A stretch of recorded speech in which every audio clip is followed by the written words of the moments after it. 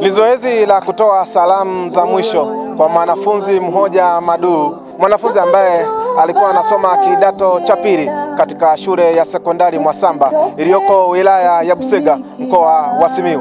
Mwanafunzi Mhoja Madu alifariki Februari 26, 2025, ambapo inadaiwa kuwa chanzo cha kifo chake ni adhabu kali ya viboko 10 ambayo alipewa na mwalimu wake katika shule hiyo. Mnamo tarehe 26 mwezi wa pili 2025 aliamka akiwa mwenye afya njema na kuondoka nyumbani kuelekea shuleni Mwasamba Sekondari. Alifika shuleni na kuendelea na masomo yake. Siku hiyo ya tarehe 26 mwezi wa pili 2025 alipewa adhabu ya viboko 10 ambavyo alipigwa mikononi. Pia tulifuatilia taarifa kutoka kwa wanafunzi wa kidato cha pili shule ya sekondari Mwasamba, wakasema yeye alichapwa mikononi, kichwani na mgongoni, ambapo zilimzidi na kuanguka chini hapo hapo. Akaanza kulia na kuingizwa darasani, ambapo mwalimu alimkandamiza kichwani na kumfunika mdomo akimwambia anyamaze. Hivyo alizidiwa na kuzimia. Baada ya kuzimia, walimu walifanya jitihada za kumpeleka hospitali ya Mkula. Hata hivyo hawakufaulu kumfikisha akiwa hai. Hivyo marehemu Mhoja kifo chake kilisababishwa na adhabu aliyopewa na mwalimu wa somo la jiografia, Mwalimu Alfani Jabili.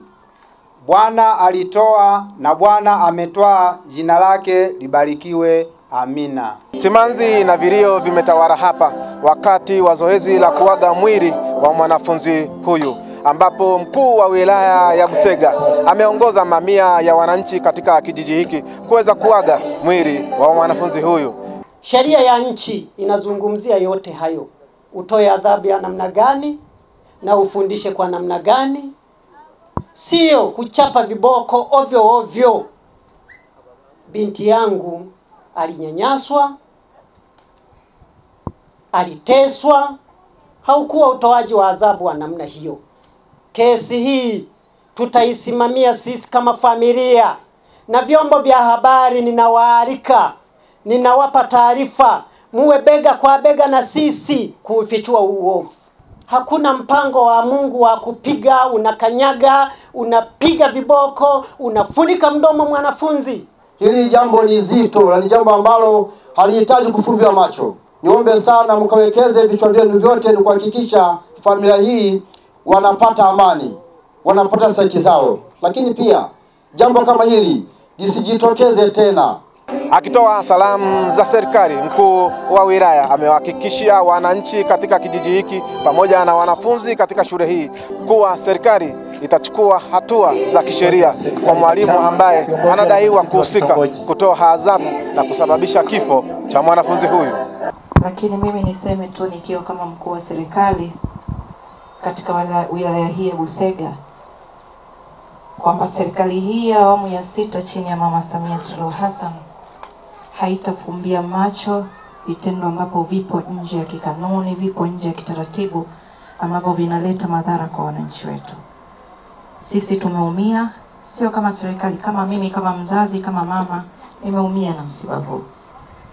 Niwaambie tu wafio wote na wazazi kwamba haki ya mtoto wetu haitapotea. Lakini niwaombe wanafunzi muendelee kusoma kwa bidii, muendelee kuwa watiifu. Hakuna mwalimu, kama ambavyo amesema mmoja aliyopita hapa, hakuna mwalimu atampiga mtoto mtiifu. Lakini tutawazuia walimu wasiadhibu kinyume na kanuni.